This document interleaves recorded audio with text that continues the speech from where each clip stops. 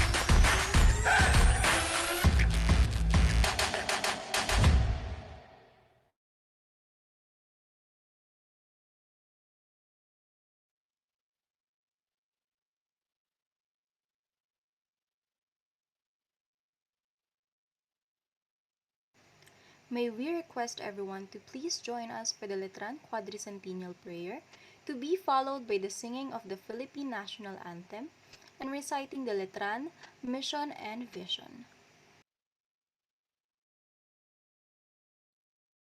In the name of the Father, and of the Son, and of the Holy Spirit. Amen. Dearest God, our loving Lord, to you we direct our praise and prayer as Creator of the world, as Giver of life.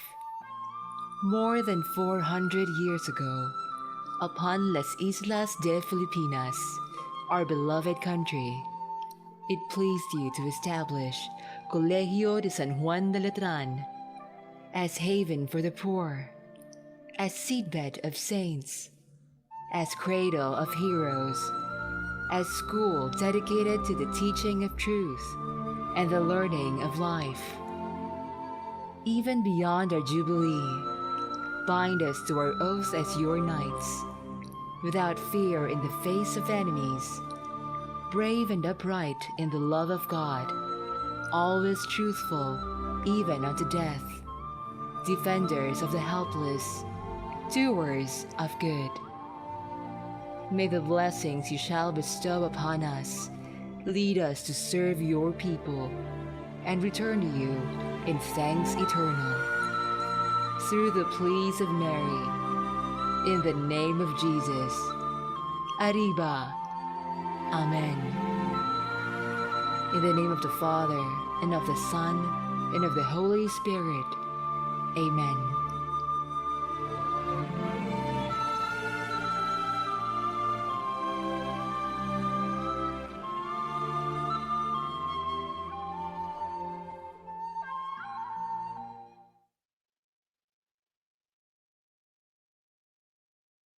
Mga kababayan, ang pambansang awit ng Pilipinas.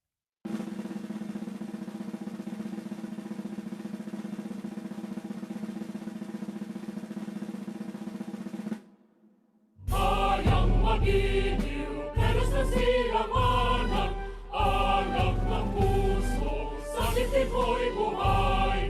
Lupang inihaw, tuyok ka ng magiging, sa manlulubi, di ko masisingin, sa dagat at ulan, sa simulan, sa langit mong bagaw, may nilagang tula at awit sa pagnayang minamahal. Ang bislap ng watawat mo'y tabi ay nanatiligin. Ang bituin at araw niya kailan ang may di magdidilim. Lupa ng araw na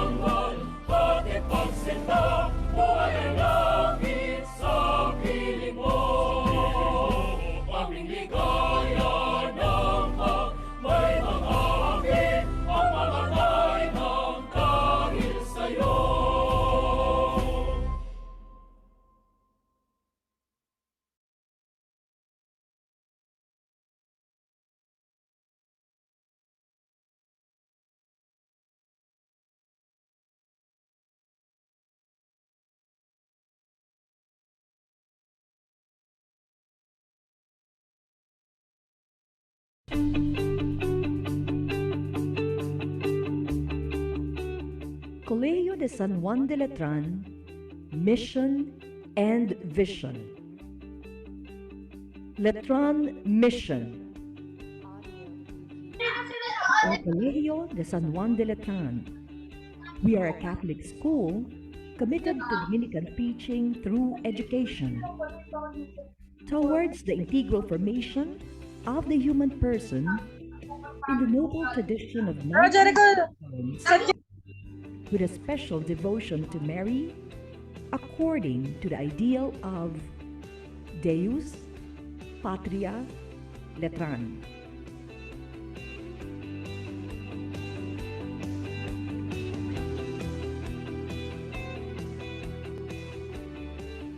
Vision.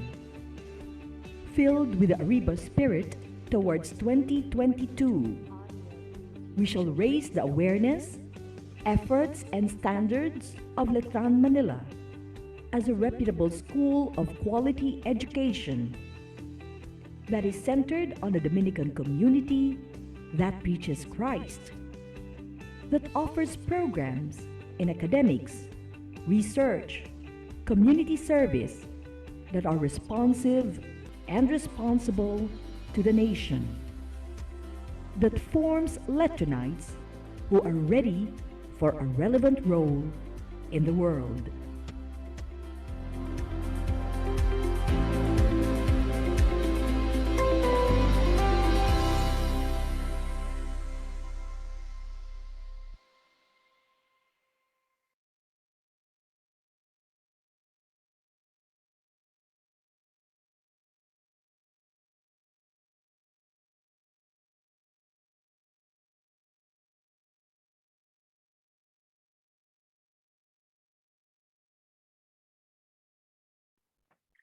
Good afternoon, Lechanites. Good afternoon to all of our audiences and speakers. I am Jem Santos, a fourth-year entrepreneurship student. And I am Justin De Los Reyes, also a fourth-year entrepreneurship student. And we are your hosts for today's event. What is next? Lighting up the entrepreneurial path. But before we start our program, I just want to ask you, Jem, and all of our viewers today, how's the first month of classes? Is everyone doing great or may mga struggles na kayo with ACAD? You know, Kuya Justin, struggles are always there naman. And what I realized in the first month of our classes is that we just have to keep moving forward because we've come so far. And we just have to make our breakdowns into breakthroughs, right? How about you, Kuya Justin? That's right, Jem. Well, ako naman, start pa lang ng classes, but I'm currently enrolled to 7 subjects. So, medyo na pressure, but yeah, kaya naman. So far, so good. Well, good luck with that, Kuya Justin. So, before anything else, can you give us a hint on what WIN is all about? Sure, Jem. For today's program, we will tackle the opportunities of technopreneurship and the changes in the businesses ever since the pandemic started. Speaking of programs, to give opening remarks about our interesting topic today, may I call on Associate Professor Virginia Salonga, the Program Chairperson of Human Resource Management, Operations Management, Marketing Management, and Entrepreneurship Programs. Let's give her a virtual round of applause. Hi, good afternoon. Can you hear me, Miss Jem and Justine? Hello. Good afternoon, ma'am. Yes, we can Good hear afternoon, you. ma'am. Ayan, can you see me also clearly? Yes, ma'am. Okay, so a pleasant and healthy afternoon to each and everyone. And welcome to the mini webicon hosted by the NCHEP 115 Events Management class with the theme, What is Next? Lighting Up the Entrepreneurial Path. Let me quote the statement posted in their PubMats. Have you seen the materials or the marketing materials of our dear NCHEPs? It's not about ideas. It's about making ideas happen by Scott Belsky. Okay, di ba? Ang ganda ng kanilang quote, di ba? Indeed, as we all still face this current pandemic situation, greater social mobility and shared value creation and innovation ideas or innovative ideas turned into action are among factors that most businesses and entrepreneurs can leverage on our road to recovery path. particularly lighting up the entrepreneurial path for us to survive in this ongoing crisis. As we are confronted with these immense challenges and issues in the global world, creativity, innovation, and resourcefulness could somehow transform us and lead us in the battle against this pandemic situation. We need to create solutions. We need to really adapt to the changing consumer behavior in this digital environment. And as future managers and entrepreneurs, we play an important role in the recovery of our global economy. We need really also to create ideas, right? So we need creative ideas that could turn into a viable and useful and responsible products and services that can enable us to solve multiple issues of the world. So according to one of the speakers mentioned, let me share yung aking inatanan kahapon na map. I don't know if some of you already have attended this webicon. Um, Let me quote yesterday, changes for a better is a continuing process. Do you agree with that?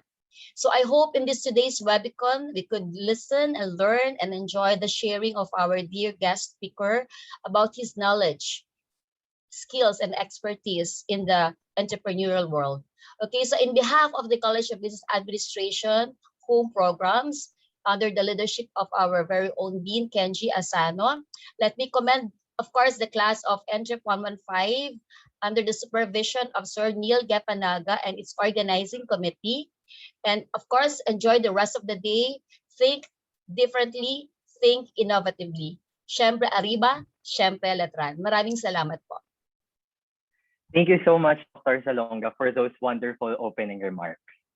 So before we move on, we would like to thank Associate Professor Kenji M. Asano Jr., the Dean of College of Business Administration and Accountancy, Associate Professor Virginia V. Salonga, the Program Chairperson of HOME. At the same time, we would like to express gratitude to our subject professor, Assistant Professor Neil Carl O. Gapanaga, who helped us to make this event possible, and the team behind this program, EN4A, and all the students participating in this webinar today. And now, without further ado, we will proceed to the program. So guys, our speaker for today is a successful business leader with a passion for innovation to tackle real-world problems by making technology work for humankind. He established Mac Empire as the contractor of choice for trade shows and exhibits. He is a technological officer at Living Robotics Romania, wherein he has been developing a mind-controlled physical therapy robot for recovering stroke patients and has an ongoing development of robotic hands for the handicapped. He is currently the general manager of Shell companies in the Philippines, where he served and led a company of over 500 employees to take the #1 position in the global rankings for logistics management. Last but not least, he is the owner and founder of Kaizen Robotics International. He established an international robotics design and development group that specializes in the latest robotics technology, such as mechatronics, biorobotics, AI machine learning, and neuroscience. He also provided customized touch-free COVID-19 solutions in response to the pandemic, and even expanded Kaizen's line of business to cater to the education sector for the advancement of coding and robotics in the country and develop robots for the entertainment industry.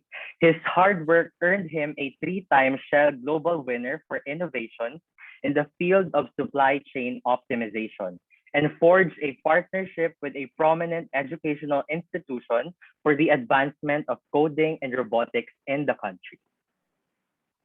It is our honor and privilege to introduce you to Mr. Sherwin Yap. Let's give him a round of virtual applause. Hi, thank you very much. Thank you for that very kind introduction, guys. So good afternoon to everyone. Let me start by sharing with you something very personal. Let me just fix my camera. Okay. Can somebody tell me if you can see my screen? Just you guys can see my screen? Yes, sir. Yes. Okay, thank you. So let me start with you by sharing with you something personal. So when the pandemic became a serious threat to Metro Manila, and Metro Manila was first place under ECQ, and the whole world stood still, and we had no idea how things would turn out. I seriously thought back then that I was gonna die soon. Mamamatay na ako. Strangely, this fear that my world was gonna end soon actually gave me the courage to pursue the thing that I really wanted, which was to make robots. Funny choice for an end of the world bucket list, right? See, I work for a multinational company. I work for a multinational company as a business leader, and my career has been going very well. But my roles as of late has been that of business leadership. While I do enjoy leading teams and finding ways in delivering through others, I can't help but wonder if I still can do what I really wanted to do in life. And that was to create technologies like robots, gadgets, and anything that involves programming and electronics.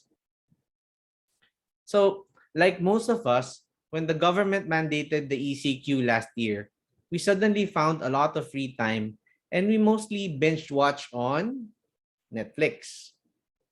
For me, I really like watching sci-fi movies like these.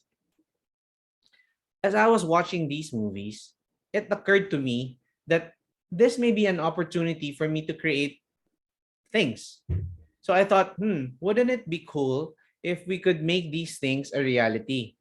It's it looks doable naman based on the things that I've read. So I was particularly interested on this guy on the right, Professor Charles Xavier, or Professor X. He can control things with his mind. So I've read about a brainwaves reader and thought to myself that it would be amazing if I can put together a technology that would emulate this science fiction movie. So, yeah, to be able to achieve that, I planned out a 6-month self-learning program. I was basically starting from zero. And so to keep myself motivated, I planned every learning step to be fun and engaging. Oh, for me. So I started with just learning a new programming language, and then I went on to try to control something outside of the computer, like turning small light bulbs on and off. Then eventually went on to make cool little robots that, with small improvements day by day. So let me illustrate by showing you my first robot. So I call them the Pringle bots. As you can see, they are made out of empty Pringles and soda cans.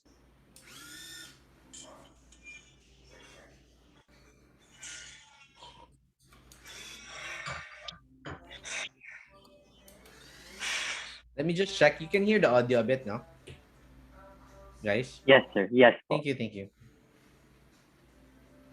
So these are our Pringle bots made out of soda cans, sira, naubos na, and then Pringles. So there's a saying from a famous artist which says, "Talent is a pursued interest. Anything that you are willing to practice, you can do." So in my case, I studied, practiced, and made robots and gadgets every single day. Naturally, I'd get better at it. So from those cute Pringle bots, I eventually was able to make this 3D printed robot, which I call the TikTok bot. Paki-add na rin ako sa TikTok.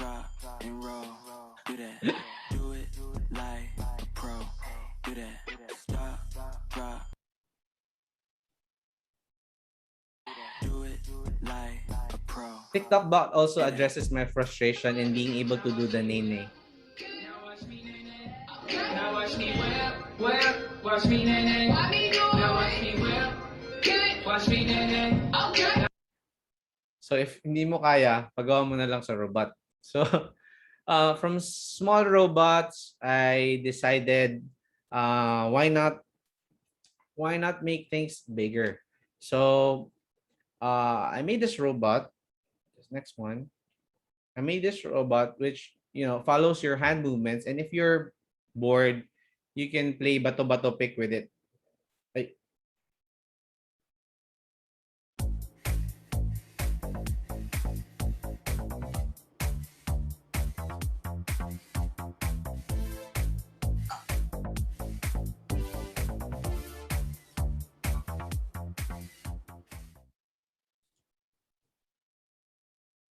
So every single day during the quarantine, you would find me creating all kinds of robots or gadgets, like this one. I don't know what it's called, pero it looked interesting to me, so I just made, using a piston. So it was really bliss for me, I'd be able to do all these things. Um, ayun. Pwede nga gumawang FPJ yan na parang sasapak ng left and right sabay-sabay. And then another one is called the Pacific Rim robot. So for those that do not know Pacific Rim, the movie, so there's a pilot and then there's this robot that follows whatever the robots do. Given the limited space that I have, so I was only able to create this small robot. So, but it does the same thing as the Pacific Rim robot.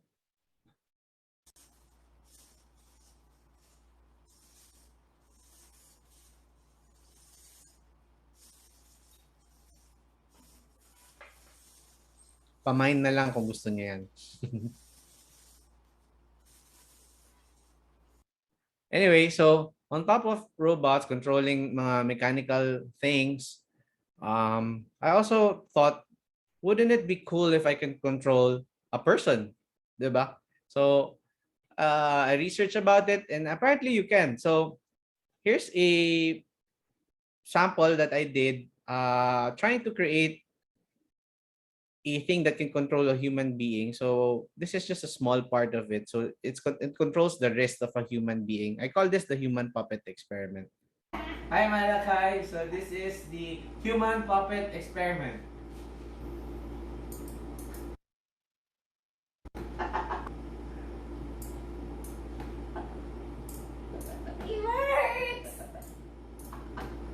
So as you can see, when my lovely assistant moves her wrist, it follows.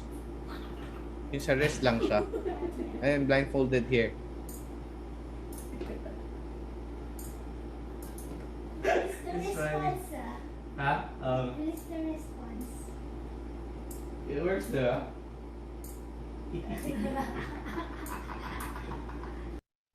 But of course, before getting there, before that success story, um, there are failures din naman. And let me just show you a couple of failures that we experienced. Trying to do that.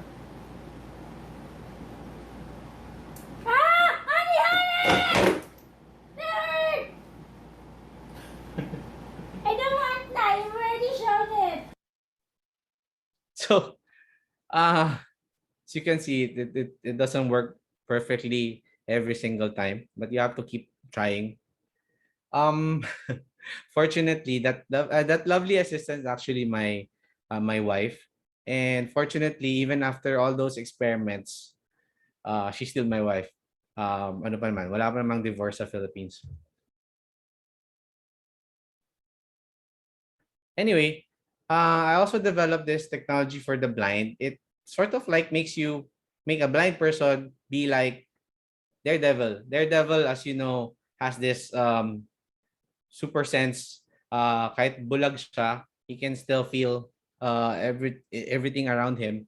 And they basically gumagamit siya ng parang sound waves or the ultrasonic waves to be able to determine yung parang sa bat, they can see in the dark. So that's what they use. And then I'm using that as well. I made a belt, and then para ma-sense mo yung 360 degrees mo. And also, I made a object recognition. Let me just show you.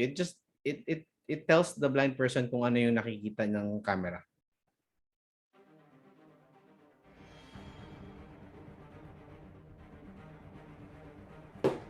Okay, Friday, tell me what this is. This looks like a coffee mug. This looks like a coffee mug. This one. This looks like a toilet tissue.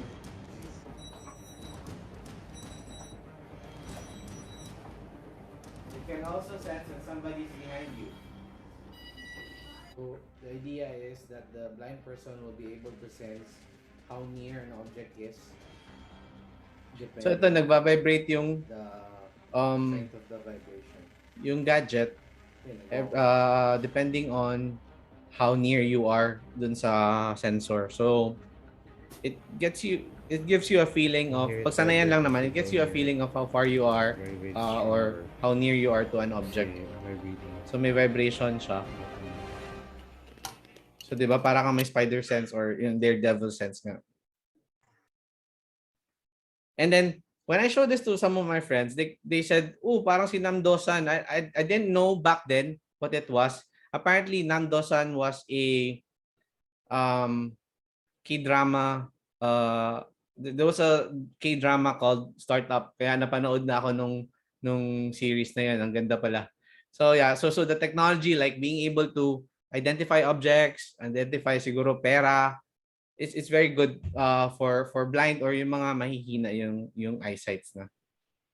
So because of all these, so step by step yan na learning process, I finally was able to go to my ultimate goal at that time, which was to make a thing that I can control with my mind. So I started with this. So this one is a mind-controlled hand, robot hand. So it's useful for pag ano ka, wala kang kamay. Siguro if you put this gadget on you. Okay, focus on it. And then if you lose focus, it will open. Again, focus. Fortunately, from all these things, I was able to get some businesses from other countries and developing this further.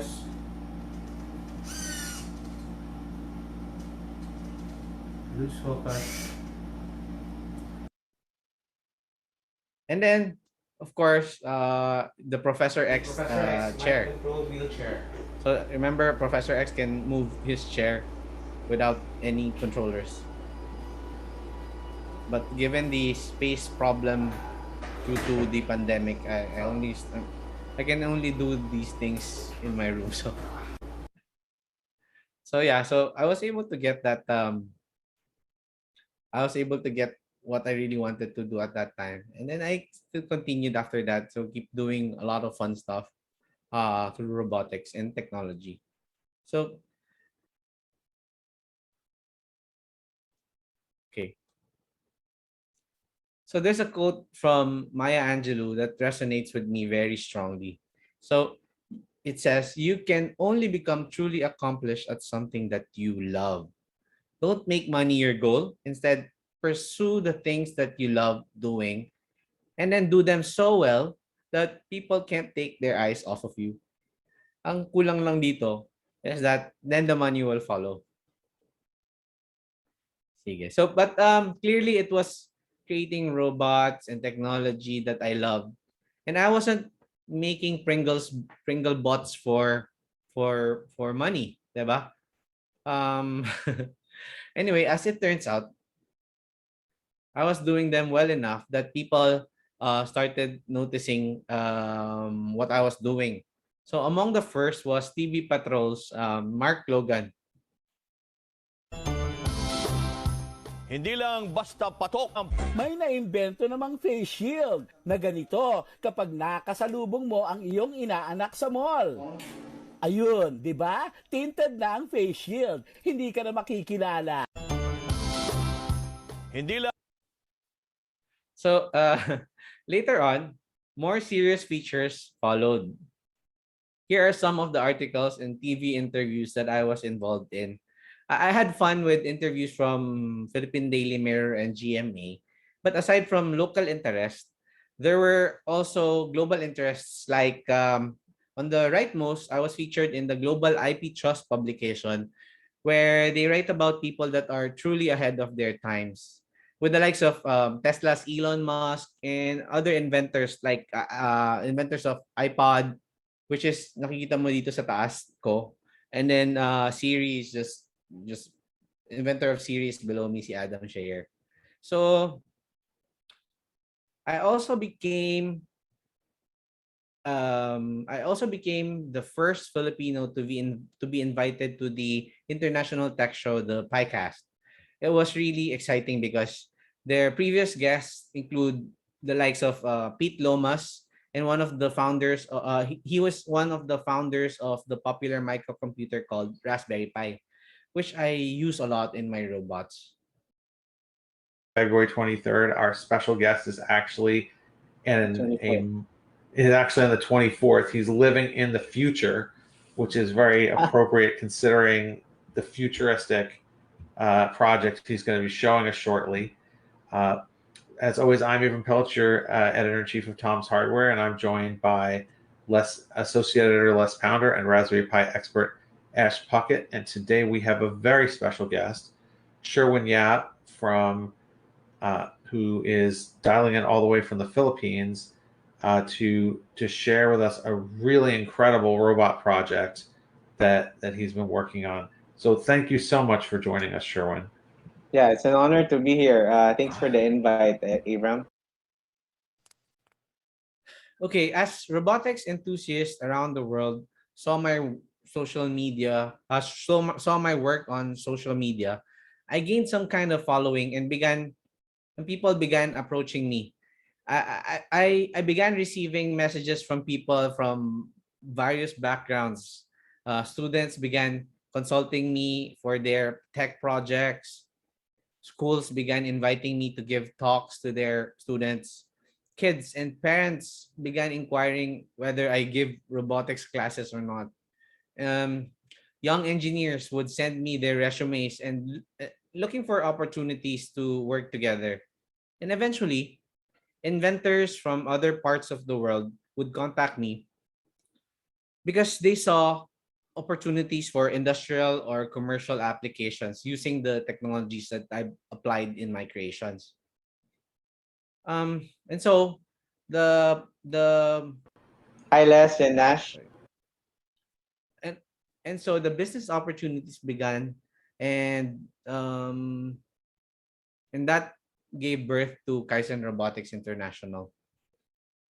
So the hobby began transforming into something more. So the most fascinating experience for me is that since I began this robotics journey, I have not tried to sell anything to anyone. Who would have bought a Pringles bots from me, diba? A bot from me, diba? So probably not. Yeah. So a typical way for businesses to start is that you develop a product or service and begin selling them. In the case of Kaizen Robotics, it was the other way around. I had no product or service to begin with, but people kept coming to me with questions and problems, that they needed help solving. And I just kept an open mind and tried my best to respond to each one. And together with my team, we find ways to help and develop solutions together. So far, it has made for a fulfilling experience really for me. And eventually also helped me define what Kaizen Robotics is. So today, Kaizen Robotics is a robotics design and development group and academic consulting firm. Kasi, so so what began as a passion has happily transformed into a profitable business. But the good fortune doesn't end there, because more than a business, it has become a personal advocacy. I had an exploratory meeting with a prominent educational institution in the country. In that meeting, they expressed their fascination with the robotics work I was doing because it was the kind of robotics that piques the interest of students. From the first meeting, we began working together to address their aspirations for their school and how Kaizen Robotics can be instrumental in helping them achieve it. So through this partnership, we found our advocacy in elevating coding and robotics education in the country. So the program that we developed together with the educational institution is rapidly making a difference in the way robotics is being taught. And thousands of students will be educated in this new way starting this year. Looking back at my robotics journey, I realized that I had unknowingly stumbled upon something valuable. I developed an ability to make robotics and technology fun so that it becomes more interesting to more people. Furthermore, from my experience, I discovered a quick, affordable, fun, and yet more effective way of learning robotics. And that is ultimately the value that Kaizen brings to the table. And then you may ask, so why is this important? Do we really need this in our educational system? Maybe the answer is linked to the title of this talk, which is what is next? What is next? So I listed down the top 8 industries of the near future. And for what some would call the Industry 4.0 or the fourth industrial revolution. So the first three are artificial intelligence, robotics, and Internet of Things. So rather than try to explain each one, no, medyo too technical maybe, but let me just show you fun ways of doing all these three and I'll show it to you via this. The first one combines the three. I call it Ate Marites. So Ate Marites is the Filipino version of Alexa, Amazon's Alexa or Google Home. Virtual assistant nila, no? Instead of saying, Alexa, turn on my lights, turn off my lights, pwede mo sabihin, Ate Marites, pakibuksan naman ng ilaw. O pakipatay ng ilaw. Let me give you an example. Ate Marites. Ano po yun, sir? Buksan ang kurtina. Okay, sige po.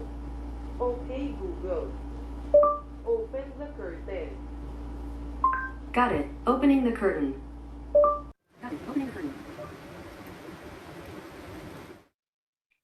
So you will see more and more of these things in the future. Artificial intelligence was used here to be able to understand what I am saying. And then si Ate Marites, through the Internet of Things, tells other devices na buksan mo yung kurtina. And then the robotic equipment that I put in my curtain opens the curtain or closes it depending on how I want it. So those are the top 3 industries that we think will be rampant in the near future. Nandiyan na nga ngayon eh. So including sa industries natin, sa manufacturing and all these activities. So let me just show you a couple more. The next one, challenge ako ng friend ko na to make a robot that helps. Nahihirapan sila di ba, pag when you do Tinder, swipe to left, diba? Minsan sakit sa daliri. Ewan ko, basta sinasabi lang nila, make me a robot that helps choose Tinder profiles for me. So pasintabi lang po sa sa mga may profile, baka makita niyo sarili niyo dito. But just wanted to display kung anong ginagawa nito. So ang option niya is gusto niya yung sexy. Pasensya na, yung naka-bathing suit, yeah, swimsuit. And then I think makapal yung lipstick and naka-mini skirt. Someone requested to see a robot using artificial intelligence to help select their preferences on Tinder, the dating app. So I made this robot that will only select women wearing thick red lipstick, bikinis, and mini skirts. Challenge accepted. Challenge completed. The future is here. Next. Next. Next. Nice. Next. Nice. So makapal yung lipstick, so very clearly kunin niya.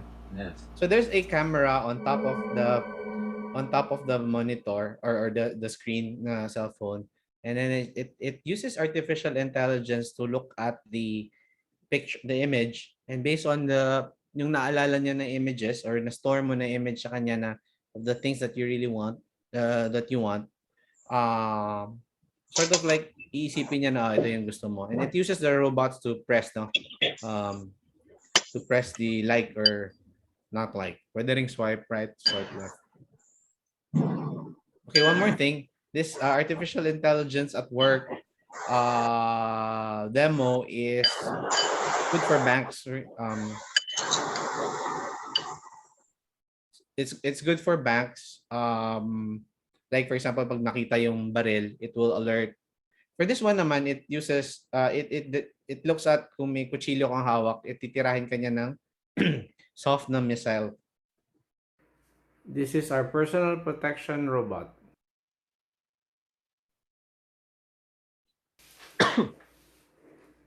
Bawal po ang cellphone dito. Okay. Isa pa. Test natin. Bawal po ang cellphone dito. Niloloko mo ba? Ay! Ay! Ow! Ibaba mo yung kutsilyo. Aray. Okay. Sorry. Hold up. Ibaba mo yung kutsilyo. Ibaba mo yung kutsilyo. Okay. Sorry. So si Ate Marites yun. Sabi niya, either huwag kang gumamit ng telepono or ibaba mo yung kutsilyo and you will fire soft missile. So as you may notice na lahat to pare-pareho lang yung nagagawa lang to lahat sa kwarto, sa small room that we have. So that's something to take note of. So all these, even the artificial intelligence things can be done sa bahay. Moving on to the other 5 industries of the future. So number 4 is faster e-commerce. So actually I'm very I really want to know. Teka lang, open ko yung chat ko. If you can type sa chat box, ilan sa inyo, so you are over 200, ilan ba sa inyo ang hindi pa nakakapagbili sa either Lazada, Shopee, or any online stores? Meron ba dito? Type me pag hindi pa kayo nakakabili ever. Tama ba ito nakikita ko? Yan. Me. Wow. Si Mr. Dennis. Hindi pa Dennis ba to? Yeah. Isa lang. O see? So, really, sobrang nandyan na yung e-commerce is not even in the future, but what's the one thing? Can you just type, what's the one thing that you don't like about Shopee or Lazada compared to going to the store? Can somebody type possible scams? Okay, meron pala. Hindi pa ako salamat sa Diyos, hindi pa ako nasa-scam. Matagal shipping. Delay po yung delivery. Incorrect giving a false advertisement. Itong false advertisement, ito yung pag malaki. Mukhang malaki pero ang liit pala. Expectations versus reality. Okay. No quality. Okay. Sige. Pero may iba dumating sa akin na item. So, okay. So, but meron na sumagot earlier, which is something that everybody is working on, and maybe you can invent something to make it happen. We need to make the deliveries faster. Kasi 'di ba pag bumili ka sa store, yung personal, you can get it immediately uuwi mo. So why not make it within the day, or maybe even sa Amazon they're working on making it within 30 minutes. Yun yung nila ultimate goal nila. Pag click mo, bayad mo, darating sa'yo in 30 minutes. So that's something that you can work on as technopreneurs. Next is number 5 is big data. Big data is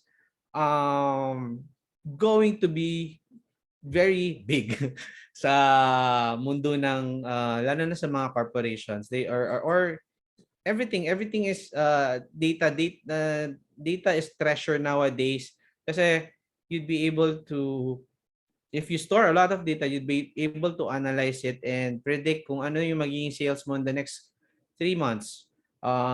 Predict kung ano yung tendency nitong si FB user na to, ganito, ganyan. So napapansin niyo naman siguro, using AI din, napapansin niyo siguro, nagchat-chat kayo ng friend niyo sa either Viber or sa FB Messenger. Sabi ko na kwento niyo, gusto kong bumili ng ng puppy. Mamaya biglang lalabas na lang sa ads ninyo doon sa Facebook na may parang if you want a puppy, ganito, ganyan, or whatever, yung mga toys na gusto ninyo, because they're using the data. So they store a lot of data, and you need professionals to be doing big data analytics. So yun yung magiging future, no?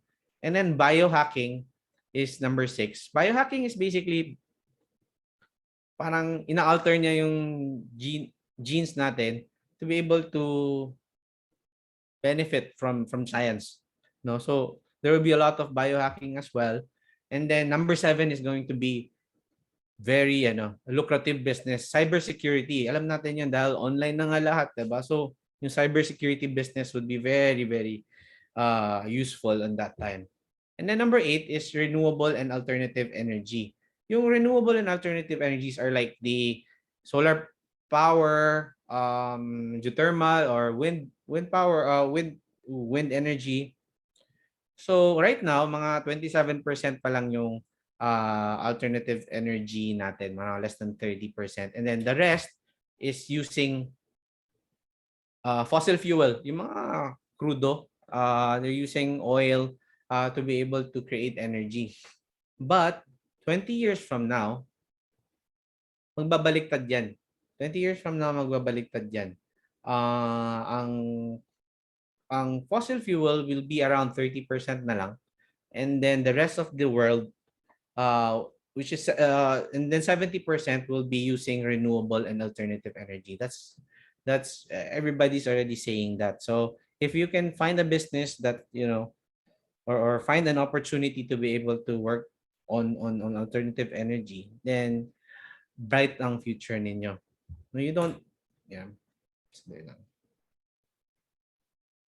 may nag-comment dito, hindi mo mahahawakan sa person. Yung pala yung kanina sa Shopee. Okay. So, yung pandemic na to prove that we can work virtually. Like itong talk na to, I would have gone to Letran to give the talk. But now, dito lang, virtually, sa bahay lang.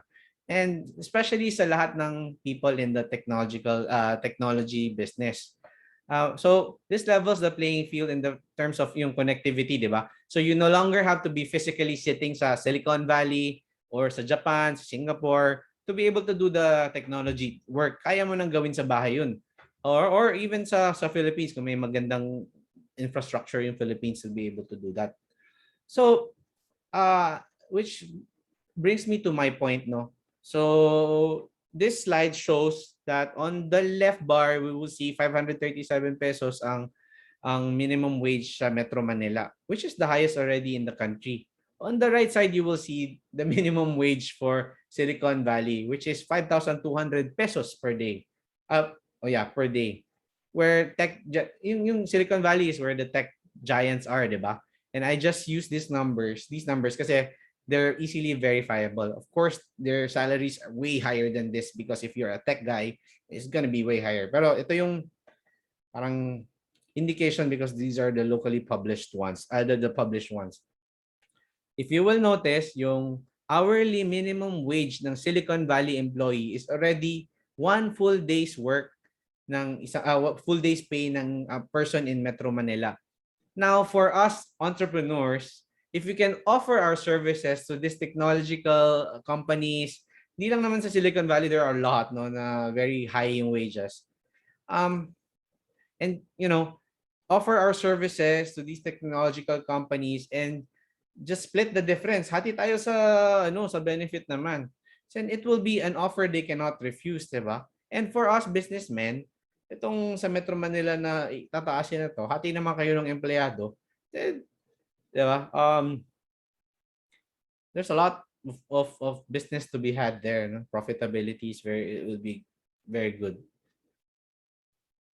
But of course, before we can do that, we need to prepare the education and training of our youth to match the future requirements of yung sinabi kong mga industries. And if you will notice, lahat yun pwedeng gawin remotely. Almost, I think all of it will be done remotely. At least most of the jobs can be done remotely. Na-experience na rin naman nila ngayon yan. Even people sa ibang bansa are working remotely na rin naman. So why not, instead of living in California, working remotely din naman, why not live in the Philippines? Sige. Okay, but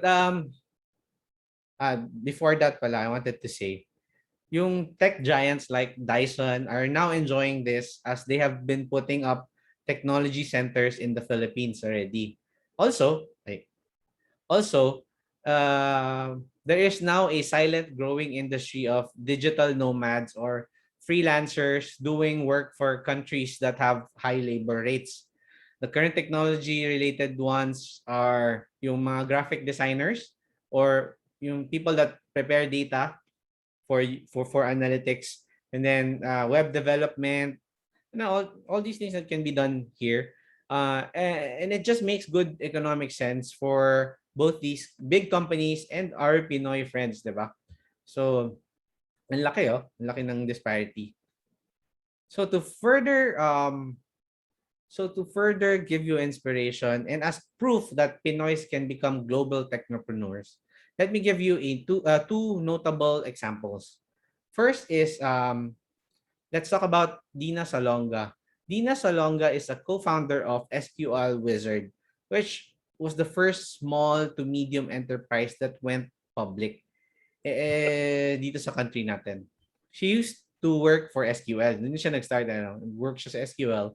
And SQL is a database software firm. They found a demand that the US-based company could not meet, mainly because of lack of resources. Tsaka mahal din, no? Magpadala pa sila ng tao dito and address the demand ng country natin. So with that, Dina and a group of friends founded a company to cater to this demand. Instead of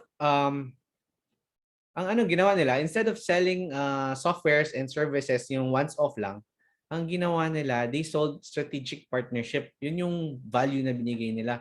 Strategic partnership with the clients. That means kami na bahala sa lahat ng database requirements nyo, mag-maintain ng computers and software and troubleshoot anything, so that yung client nila can focus on the things that they are really good at or their core business. Kumbaga, if they're selling shampoo, if they're selling whatever products that they have, doon sila mag-focus.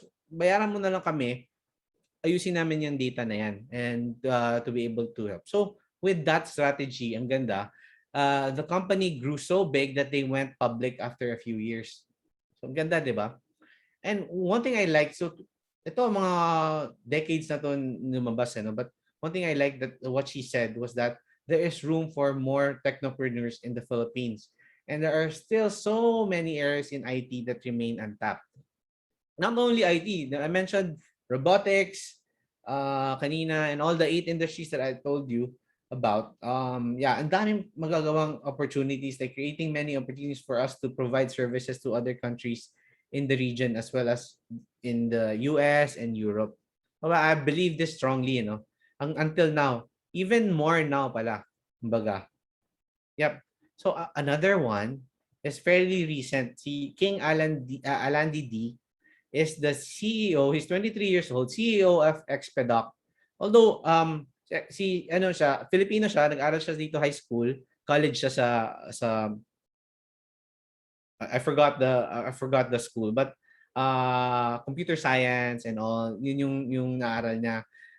He learned a lot about artificial intelligence and robotics. So the value na ginagawa ng company niya, which is a Filipino-founded company by the way, is to help yung mga ports natin, yung mga ano bang ports sa Tagalog?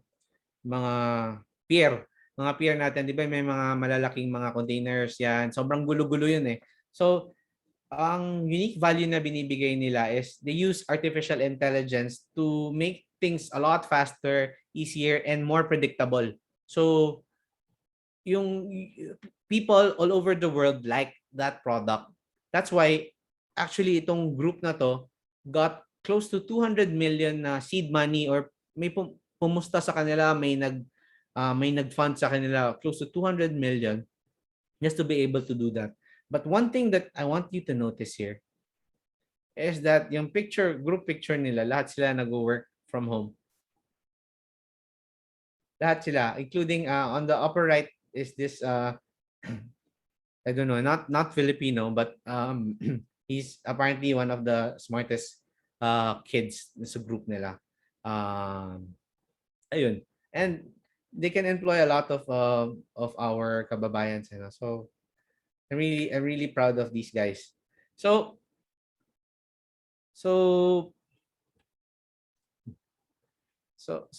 that shows you that it's a beginning. It's a beginning of something great for the country. And dito dapat tayo umasa sa skills na tao natin. My last video will show Sophia.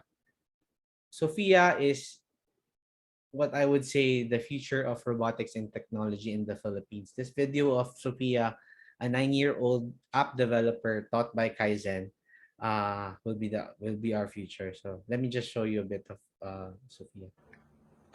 My mommy is pretty. I like that. What else can it do? Well, sometimes it can complain, like when I shake it. Stop shaking me. That's funny.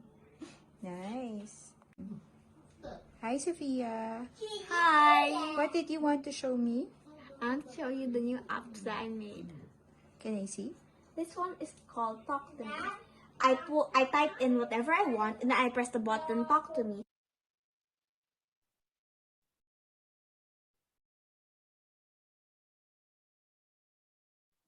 And then when I press the button Talk to Me, it will say whatever you've typed in. Can I see? Well, this is the code and this is the app. For example, I'll type in hi. Hi. Wow. How about mommy? No chips tonight. Mommy. Wow. How about my mommy is pretty? Come on. No chips tonight. Oh. My mommy is pretty. I like that. And what else? She made a lot of apps what already. Else do you have? And she also made this game a game. Get the Gold. As you see, there's no more gold. I'll press the reset button and the gold's there again. Great job. Thank you. And thank you again to Kaizen Robotics. Thank you. So what I think, what I wanted to add actually is that for your group, so sa business, sa HR, and entrep people, you should also have what's stopping the school or the educational system from teaching you how to make apps, because that's how business happens nowadays. So why not teach you guys? If Sophia can do it, why don't we teach so entrep students to be able to do that? I think it's not going to be very difficult as long as you know how, where, what to look at. Anyway, that's for my last slide. If there's anything that I wanted to leave with you guys from this talk, these are the 3 things. So first is that talent can be developed by pursuing a passion deeply. And with excellence and the right strategy, it can turn into a profitable business. And ultimately, if you're passionate enough, it will be your life's mission or life's purpose. So I was able to get a balance of these 3 things late na sa buhay ko. I hope that through this talk, I have somehow become instrumental in helping you discover these 3 things early. Your passion, making profit out of your passion, and having a purpose on why you are here in the world. And then next one is number 2, is that the future poses a lot of opportunities for technopreneurs. but they have to invest in upskilling the Filipino talent. And then lastly, and if I may give a business advice for from my decades of experience, it is that a business should bring a unique value in order for it to be a successful and sustainable one. With that, please have a great day, and I think we will open the session for questions and answers, and I'd like to hear your thoughts. Over to you, Jem and Justine. Well, sir, Thank you. thank you so much for that. But before we move on to the Q&A, let's proceed first to the intermission number. Oh, intermission. Okay. Yeah, wait lang dyan. I just want to give my insight about yung talk ni Sir Sherwin Yap. Yes, of course. Me too. Yeah, After actually, you. there's a lot. There's a lot. Pero gusto ko lang i-emphasize yung top 8 industries of the future na binigay ni Sir Sherwin Yap and how important it is to every student na nandito right now. Not just for entrepreneurship students, but also for marketing, ACs, kasi this will really help us in the future. Kasi papunta na talaga tayo doon. So it's really exciting, and we really learned a lot from you today, Sir Sherwin. And I just want to emphasize yung sir, yung the Ate Marites. Kasi it's really innovative and somehow relatable. Kasi, I mean, it's yung Ate Marites is the term for, I mean, like, chismosa ng barangay. So, it's really funny. Yeah. And at the same time, it's something that, as a Filipino, we can be proud of. I mean, it's really your invention. Pero, parang kapag na-recognize na sa worldwide, it's really something that we can also be proud of. So, You really, just thank gave Justin, you just gave me an idea. Pwedeng makinig siya sa sinasabi mo tapos i-chismis niya doon sa kapitbahay Yeah. niya. Ay, sabi nito ganyan. Okay, thank you Yeah. for that idea, Yes. pare. And yun lang naman. Is there anything else that you'd like to say, Jen? Yes, I just want to highlight the, what do you call that? Yung itatype and then sasabihin ni Sophia yung tinype. It's just that nakakatuwa na meron nang gumawa ng ganyan kasi we are giving hope to our PWDs, di ba? Na parang, syempre, madaming mga PWDs na nawawala na ng hope dahil akala nila hindi na sila magkakaroon ng career, and then yung passion nila hindi nila magagawa kasi they're thinking of their disabilities. But now, because of that, I think that's really something that will make our PWDs move forward, right? And feel like they're one of us, that they don't have disabilities at all. I think that's all. Yeah.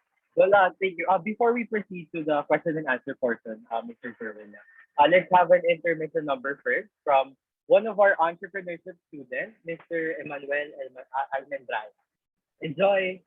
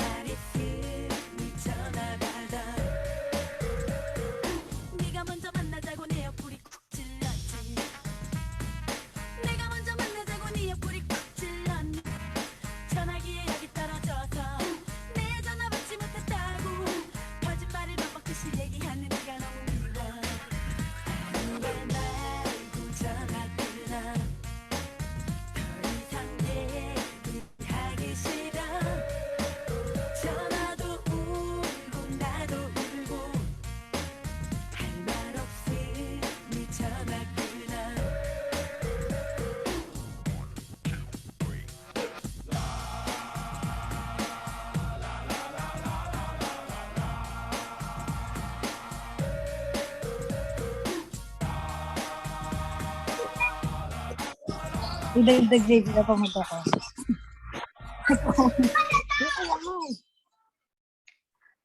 Wow, what a wonderful performance by one of our entrepreneurship students. Yeah, that's right, Jem. Nakaka-miss makita ng face-to-face yung mga intermission number na inahanda sa atin ni Eman. And hopefully, we can witness it again personal before we graduate. Galing, True, Eman. Kuya Justin. Hindi kaya ng robot ko yun. True. That's talent, right? Now, if there's anything that you guys want to ask our speaker, or if you have any clarifications, the floor is now open. We will be waiting for the questions, guys. So if you have any questions to Mr. Sherwin Yap, now's the time to ask them. True. Ito na yung pagkakataon nyo. Only, na pagkakataon to have questions. Ayan, may question tayo from Rodora. Rodora. Yeah, Rodora. Question ka. So, let's just wait for her. Pwede naman. Go, sige, mag-on mic ka. Good afternoon po, Sir Sherwin. Hi, good afternoon. Hello po. I have a question po, pero it may sound funny po, pero serious po yung question ko. Okay. Ano po, like, since kanina po pinapakita niyo po yung parang spider sense and yung kay Professor X, with the advancement of AI robotics po, is it possible po ba na parang magkaroon ng real life na Iron Man? Like, actually, yeah, thank you. Real life na Iron Man, definitely. I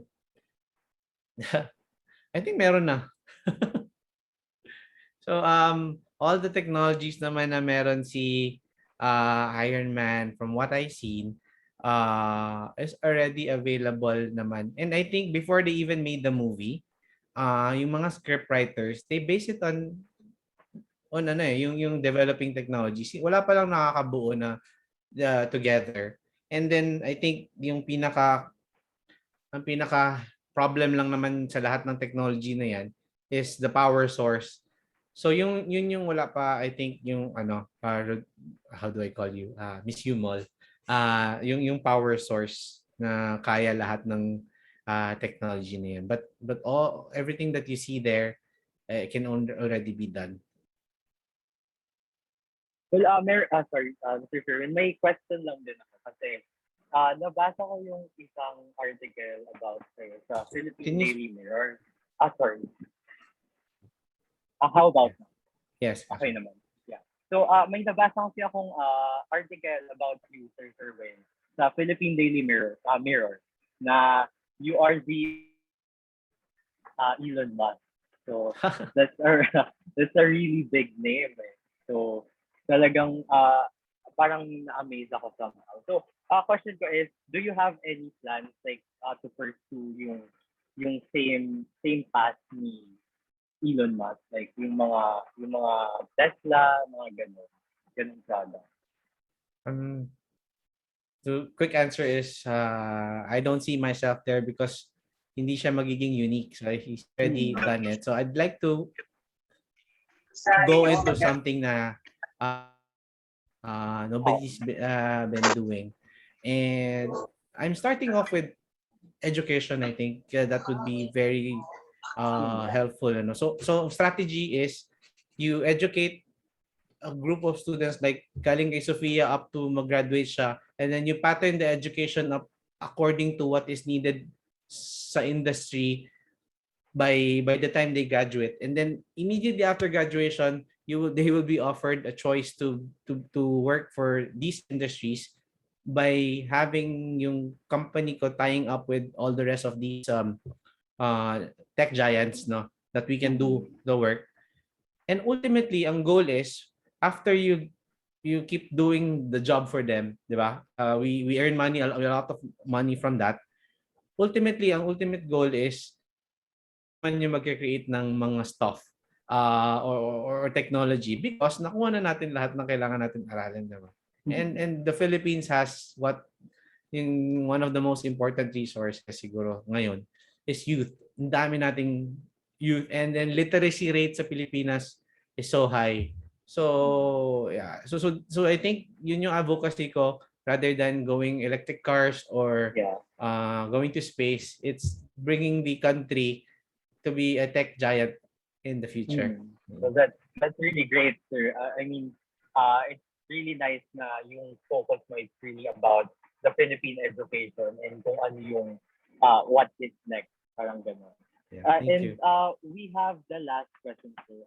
Medyo mahaba lang siya, but it says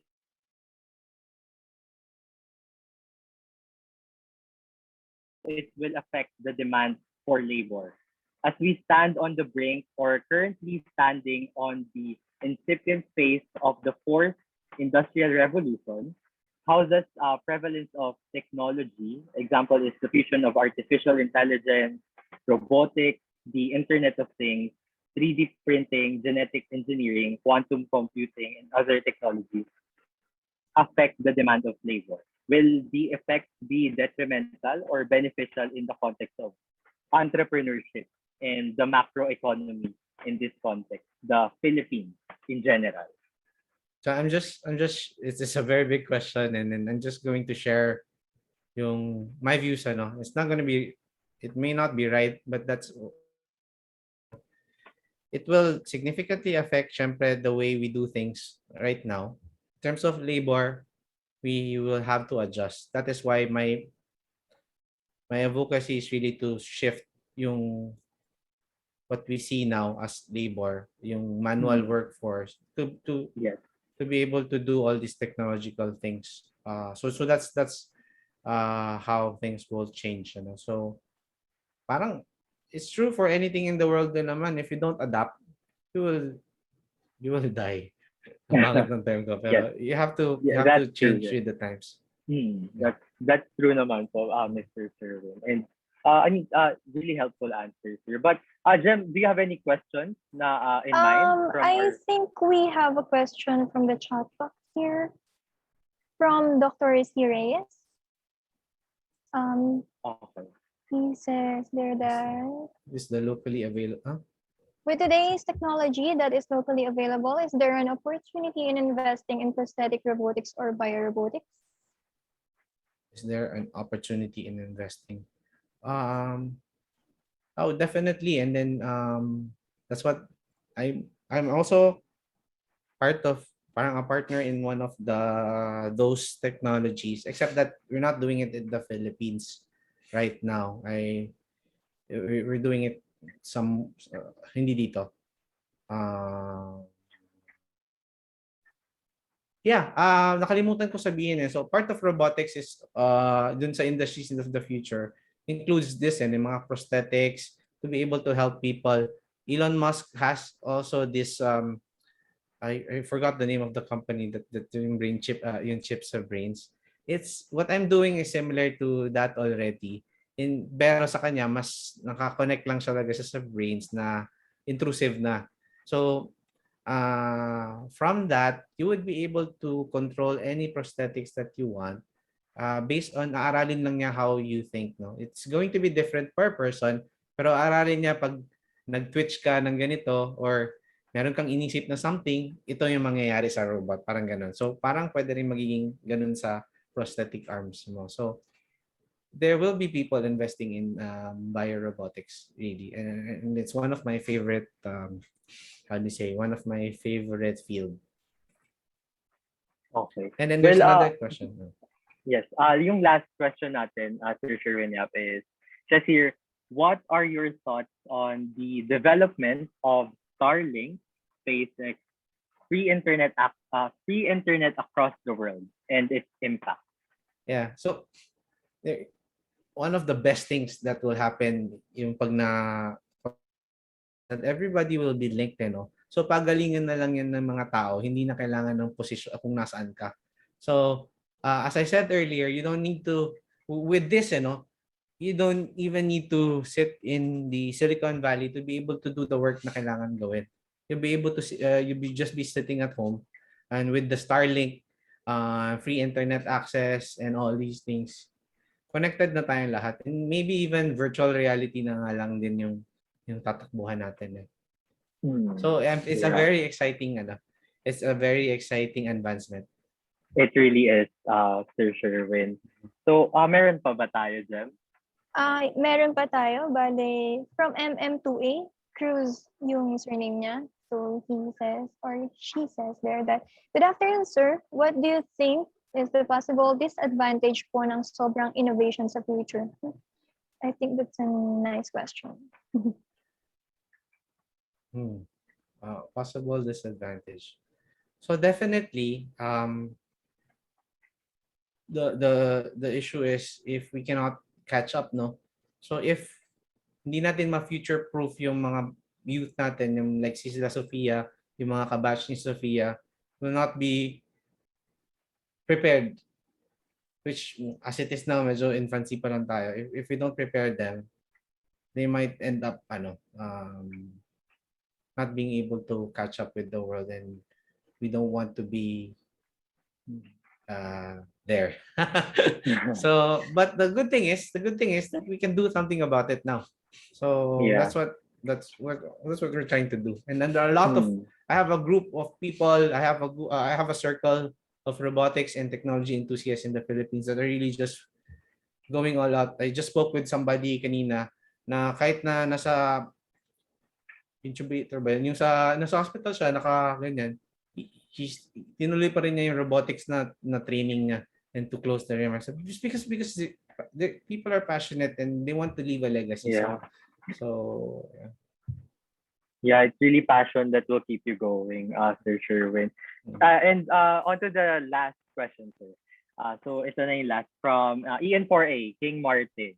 So good afternoon, Mr. Yap. Question lang po, what are the most challenging parts of making your craft?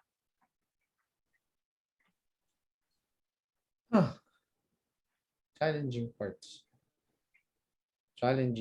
Sorry, that's an interesting question because the way I think of it is I enjoy the challenge kasi parate. So hindi ko maisip kung ano yung challenging part. The good thing about it is that, so one thing I wanted to say to everyone is that, and then is that ang maganda sa technology and robotics is that it's okay to fail multiple times. One of these days you will still be able to get it. The challenging one, I guess, for what I do is the cost to do all these. So if I didn't have a job before, an executive job, I wouldn't be able to start doing all these things. So, diba? So you can't buy the gadgets that I have, the micro. So what I did was, on top of having the funds, I also researched para sa yung anong pinakamura, anong pinakamagandang gawin na libre and easily accessible. Kasi you don't want to buy yung super branded stuff na meron na silang patent or something there na you pay for it. So just go. I just want to build stuff that are unique using open source technology. Yung the open source lang siya. So going back to the question, maybe it's the funding. But that's easy. If you work and you are really passionate about what you do, hindi naman mawawala. Well, that's a really nice answer, sir. True naman din. In my insight then, it's not really bad to have your job first. Kasi if you didn't start from being an employee, you wouldn't know how to, what will the employees feel, diba? Siyempre, before maging CEO, mag-start ka naman talaga as an employee. From parang newbie ba, ganon. And that's something that we can follow, like your path, Sir Sherwin. I agree. Diba? So, totally, most of the successful people naman, may experience din talaga. Well, sa corporate world, for example, it's really dealing with people. So, if you're a person na ayaw mo ng tao, ayaw mong kausap, gusto mo, baka dun ka sa technical field, dun yun yung gusto mong gawin. But yeah, one of the things when you start working muna is being able to work with others. And success always follows pag you know how to work with others.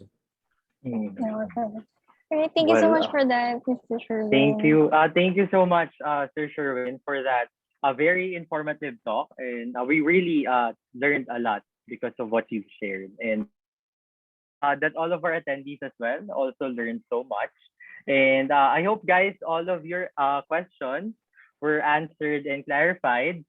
But before we proceed to our awarding ceremony, let's have our icebreaker first. But again, sir, thank you po. Thank you, sir Sherwin. Happy to be here. Thank you, guys. Okay, Kuya Justin, that sounds great. Everyone is welcome and encouraged to join our games. Yes. So, are you guys ready? Kasi if you are, then we are too. So, our icebreaker is called Rearrange Me, where the audiences are expected to rearrange the words that will be flashed on the screen. So, once flashed, audiences must place their answer in the chat box. And of course, the first one to comment on the right word will be the winner. So we will be choosing 5 winners. I mean, we have 5 questions. So there will be 5 winners, and that 5 winners will be receiving a 50 pesos Gcash. Wow, Kuya Jess, it's the 50 pesos Gcash for me. And it looks like our audiences are now waiting for the jumbled words. And Yeah. so let's start. For our first Yes. word. Galingan nyo guys, 50 pesos Gcash yan. Yan. First word, guys. Oops. Just comment on the chat box. I think we already have a winner. Meron na ba? Wait lang. Antayin natin yung confirmation sa ating committee. Wait lang, guys. Okay, so yeah, meron na nga tayong winner. So nakita mo ba, Jem? Sorry. Yes. It's from MM2A, I think. Tama ba ako? Yes, From MM2A. Dion or Dion? Dion. So, Dion. Yeah, Dion Tile Maglalang. So, yun. Yun yung first winner natin. Congratulations. And for the second word, please. Yan, yung second word natin. Parang madali lang to, ha? Bring out your keyboard warrior in you. Okay, I think meron na din tayong winner agad. Okay, sino yan? Wait. Antayin natin yung natin. Ang bilis niya naman mag-type. Parang siya ulit yung nanalo, Kuya Jess. Tama ba ako? Actually, siya yung first na nag-answer ulit. So, pero we actually have, so, based sa ating, sa boss natin, hindi pwede umulit. So, alright, sino so the second pwede one. piliin? Wait lang. So, antayin lang natin yung, okay. So, yung second winner is from FM2A. Name is Carlo Maglaki. So, Carlo, congratulations. Ikaw yung second winner natin. Carlo. Okay, now for our third.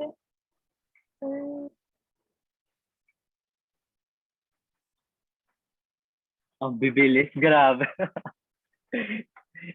Parang kung ako yan, hindi ko kayang i-type agad. True. Okay, well, meron na tayong winner dyan. Nakita mo ba? Wait lang. Parang mali ata yung sagot ng iba. Okay, wait. Okay, we have a winner. Ayun, meron na tayong winner. So, ang winner natin is Princess si Rochelle. Yeah, that's right. Princess Rochelle. So, congratulations. Later, pag-uusapan natin kung paano makiklaim yung prize mo. And yung congratulations, Princess. Congrats. And yung fourth word naman. Okay. Madali lang. Parang madali lang din to. Yup. Ayan.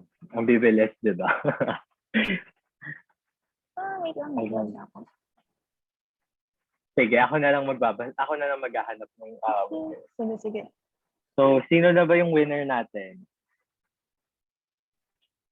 So, yung sagot is innovation. Tama kayong lahat, but we only have to choose one winner. Okay, so yung winner natin from EN2A. EN2A. Wait lang, ha? Ay, hindi pala. Joke lang daw. Hindi daw EN2A, guys. Wait lang. So, yun. Nati-words back ka, Char. Wait, antayin natin yung nag-ano. I think it's from MM1B ata. Mas mabilis pa mag-type yung ayun, MM1B daw. Innovation. Tama ba? MM1, yeah, tama naman. So yung nanalo is si Marian Dominico. So we will be taking note of that. Congratulations, Marian. And for the last word, ito parang medyo mahirap to. Ewan ko. Madali lang pala. ang bilis ng mga ano nyo, kamay nyo. Meron na ba tayong winner agad? Parang mas mabilis tong mga... I think meron nang nauna. Ayan. Wait lang ha. Meron na tayong winner. Ayan. MM1B naman. MM1B. Tama ba? MM1B? I think it's from FM2A. Committee. Parang FM. Oo. FM2A, right? FM2A yata yung nanalo. So, FM2A, Benjamin Malingin.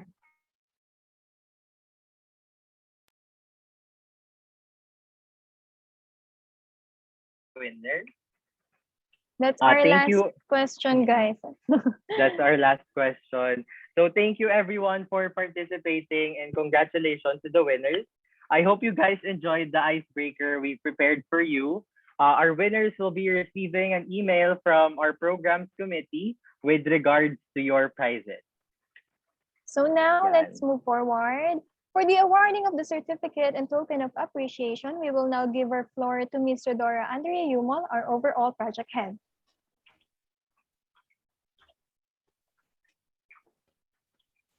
On behalf of the College of Business Administration and Accountancy, we present the Certificate of Recognition to Mr. Sherwin Yap in recognition of his outstanding contribution as the resource speaker in the webinar convention entitled What is Next? Lighting Up the Entrepreneurial Path, given this 15th day of September in the year of our Lord 2021.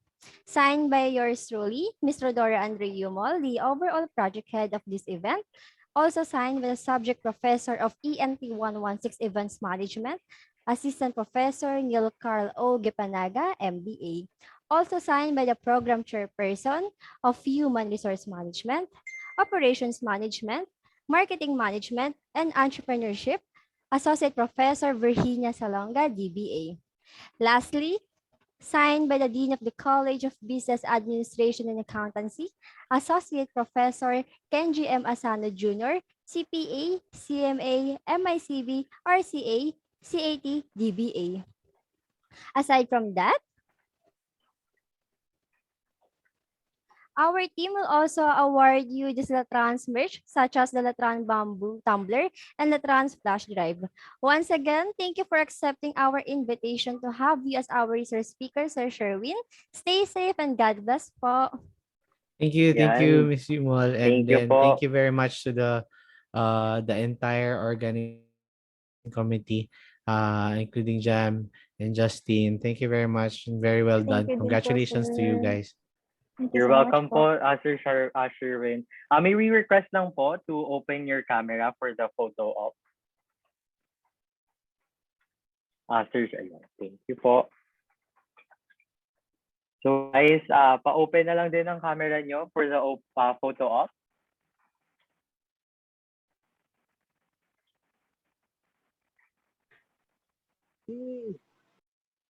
Ayan. Tara, open nga tayo. Tara, open. Everyone, also the EN4A, kindly open your camera. Thank you.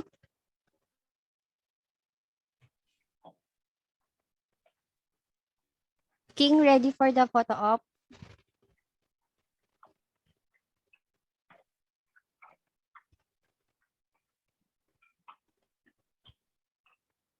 King, ready for the photo op? Yes, B. Yes, okay. Okay. Count ka. Or ako magka-count. 1, 2, 3, go. Isa pa po. 1, 2, 3. It's done po. Thank you. Ayun, thank you. Now, there we have it, guys. But before we bid goodbye to everyone, we would like to express our deepest gratitude to Dina Sano, Assistant Professor Villar, for letting us use this platform to conduct our event, Associate Professor Salonga, and to all the professors for letting their students attend this event. And also special thanks to our speaker, Mr. Sherwin Yap, once again, for the amazing talk, and to our subject professor, Assistant Professor Gapanaga. We would also like to give thanks to the project head and the assistant project head, Ms. Rodora Andrea Yumol and Angelica Denise Guillermo, and to the working committee of EN4A for making this event possible. And last but not least, thank you to everyone who attended and participated in today's event. So before we end the program, please refer to the chat box for the evaluation of this event.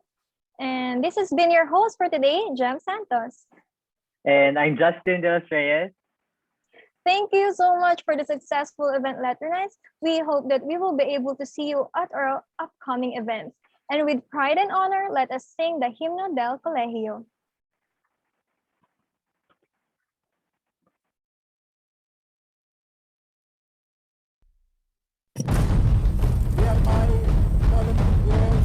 Dinala si Quezon sa Maynila at sa gayoy makapag-aral siya sa Colegio de San Juan de Letrán. Ng 75 season ng NCAA. Winner is the team of Colegio de San Juan de Letrán. Students of Colegio de San Juan de Letrán bag top honors. Kampiyon ng Letrán. Sa endgame kaya't panalo ang Letrán. Baka sa miss from the Ant-Man Mark Cruz.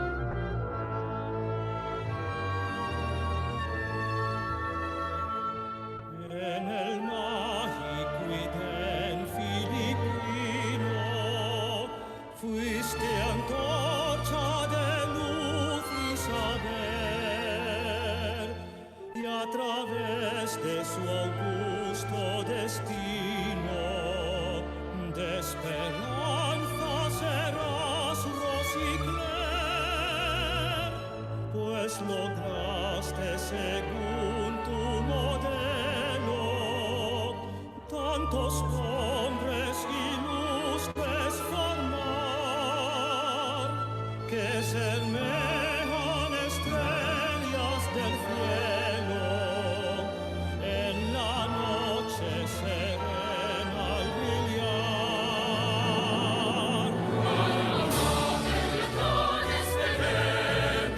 Come soles tu gloria sin fin, y perfuman los labios corriente, come salas paloma y las mil, orgullosos de vivir historia, nuestras almas te llorarán, confesar por tu nombre los glorias, y a la santidad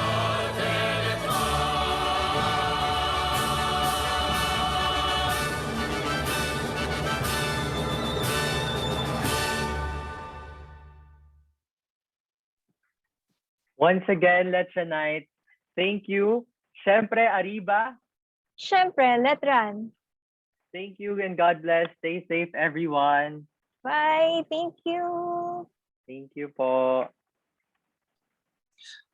Good afternoon, Letranites. May we request the participants to please accomplish the evaluation form. Kindly refer to the chat box. Thank you.